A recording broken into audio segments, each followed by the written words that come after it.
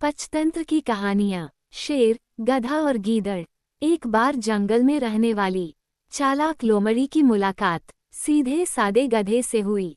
उसने गधे के सामने मित्रता का प्रस्ताव रखा। गधे का कोई मित्र नहीं था।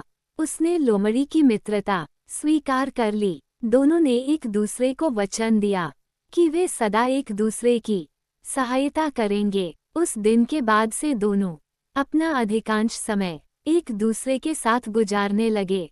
वे जंगल में घूमा करते, घंटों एक दूसरे से बातें किया करते थे। गधा लोमड़ी का साथ पाकर बहुत खुश था। एक दिन दोनों जंगल के तालाब किनारे बातें कर रहे थे। तभी वहां जंगल का राजा शेर पानी पीने आया। उसने जब गधे को देखा तो उसके मुंह में पानी आ गया। लोमड़ी को शेर की मंशा भांपते देर नहीं लगी। वह सोचने लगी कि क्यों न शेर से एक समझौता किया जाए।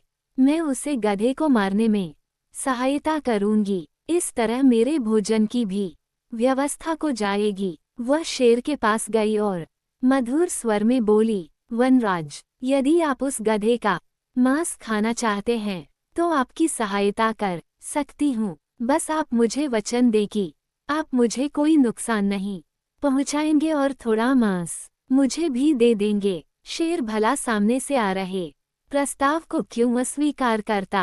वह मान गया। अगले दिन योजना अनुसार लोमड़ी गधे को भोजन ढूंढने के बहाने जंगल में एक ऐसे स्थान पर ले गई जहां एक गहरा गड्ढा था।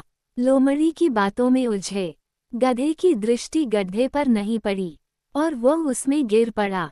लोमड़ी ने तुरंत पेड़ के पीछे छुपे शेर को इशारा कर दिया।